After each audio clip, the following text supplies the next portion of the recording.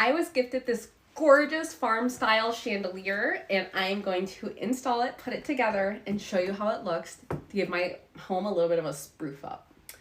It was very simple. I just ran the cord through here, and you want to make sure that the bolts are together. It comes with a really nice set of instructions.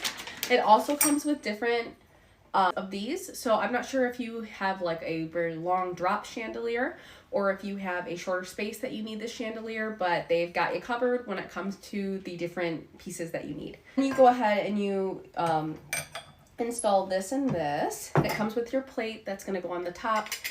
I do want to set a fair warning. If you're going to do this at home, it is an easy install if you are savvy when it comes to electrical type of things. You shut off the circuit part, or you cut the breaker of wherever you're going to hang this. You need to be doing this with no electricity running through. Consulting an electrician, that's wonderful, but if you are doing it at home, it is an easy install and it's not as intimidating as people make it out to be.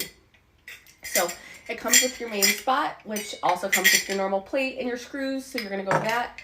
The ends of this is all separated with your hot, cold, and your copper wire. We're going to go ahead and after stringing through all of these pieces and just kind of putting everything there. Oh, how gorgeous is this?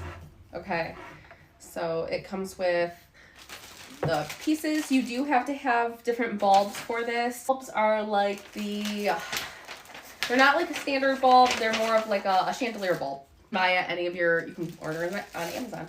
With all your covers that you're going to need to splice your wires when you are installing it. So this is kind of what it's going to look like. Okay, we absolutely love, it's like a farmhouse. You can